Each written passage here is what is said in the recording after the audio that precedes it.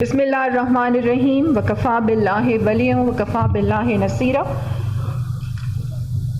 جناب اسپیکر، آج ہم اس سرزمین پر ایک ایسی لعنت کی بات کر رہے ہیں جس نے ہمارے معاشرے کو صدیوں پیچھے دھکیل دیا ہے، اور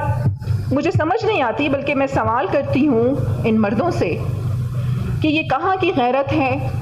یہ کہاں کا وقار ہے، اور یہ کہاں کا ایمان ہے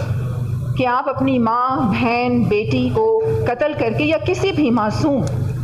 کوئی بھی معصوم جان لے کے آپ کیا ثابت کرنا چاہتے ہیں۔ اور جناب اسپیکر، لیکن ایک بات جو مولانا صاحب یہاں پر کہہ رہے تھے،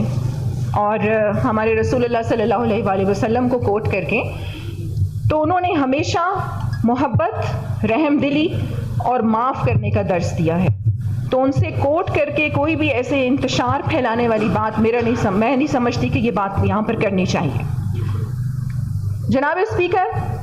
جس طریقے سے یہ واقعہ ہوا، اس کی ہم پرزور مذمت کرتے ہیں۔ اس میں دونوں عورت اور مرد جو تھے وہ شامل تھے، اور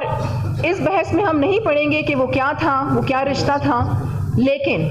اس طریقے سے کسی کو قتل کرنا، ریاست میں اپنی ریاست بنانا، گورنمنٹ کی رٹ کو چیلنج کرنا قطعی طور پہ برداشت نہیں کرنا چاہیے۔ اور میں یہاں پر اپریشیٹ کروں گی اپنے چیف منسٹر کو بھی کہ انہوں نے فوری اس پہ اقدام اٹھایا، انیشیٹو لیا، اور جو ذمہ دار تھے انہیں گرفتار کیا گیا۔ جناب اسپیکر، قانون موجود ہے، لیکن اصل مسئلہ یہ ہے کہ قانون سب کے لیے یکساں نہیں ہے، اصل مسئلہ ہے امپلیمنٹیشن کا، تو اسے ہمیں یقینی بنانا ہے، اور جو بھی ذمہ دار اس میں گرفتار ہوئے ہیں انہیں قرار واقعی سزا ہمیں دینی ہے، کیونکہ غیرت کا مطلب یہ نہیں کہ ہم عورت کو موت کے گھاٹ اتار دیں۔ غیرت کا مطلب یہ ہے کہ ہم اپنی ماں کو عزت دیں،